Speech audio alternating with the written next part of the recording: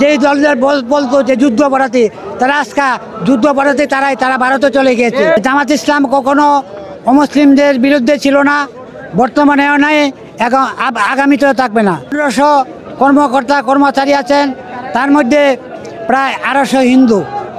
কাজে উনি সিলেটে একটা দৃষ্টান্ত স্থাপন করেছেন।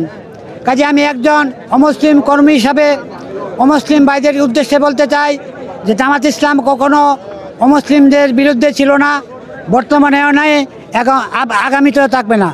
একটি স্বচ্ছ দল হলো জামাত ইসলাম, যে জামাত ইসলাম দখলদারিতে বিশ্বাস করে না, চাঁদাবাজিতে বিশ্বাস করে না, এবং বাংলাদেশের 54 বছর ভিতরে আমাদের জামাত ইসলামের উপরে এত অত্যাচার, এত জুলুম, এত নির্যাতন হয়েছে, আমাদেরকে বিনাশ করে দেওয়ার চিন্তাভাবনা হয়েছিল, কিন্তু আমরা জামাত ইসলামের শিকড় অনেক গভীরে। কাজে জামাত ইসলাম কখনো নিঃশেষ হওয়ার দল না। এবং আমি মুসলিম কর্মী হিসাবে আমি যদি আগামীকালকে হয়তো না আসতে পারি, কাজে আমি দুপুরে চলে এসেছি। এবং আপনারা জামাত ইসলাম রাষ্ট্রীয় ক্ষমতায় গেলে আপনারা সবচেয়ে বেশি নিরাপত্তা ভোগ করবেন। জামাত ইসলামকে নিয়ে বিভিন্ন ষড়যন্ত্র চলছে।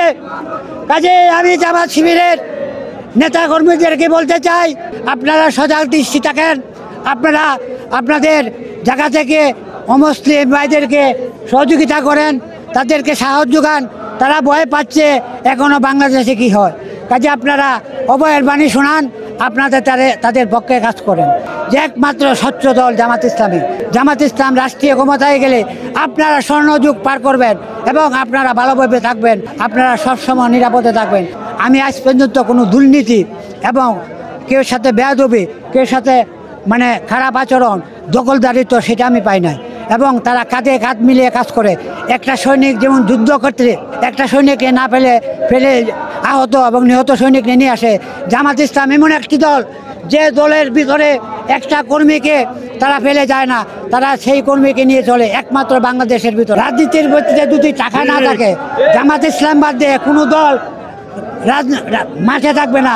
আমরা যে নির্বাচনের সময় জামাত ইসলাম রাষ্ট্রীয় ক্ষমতায় যায়, জামাত ইসলামী রাষ্ট্রীয় ক্ষমতায় গেলে হিন্দুদের তাদের পূজা অর্চনা এবং মেয়েরা তাদের স্বাধীনভাবে চাকরি করবে অনেকে, এবং বিভিন্ন দলে মন্তব্য করছে এবং আমাদেরকে একটা তকমা দিচ্ছে।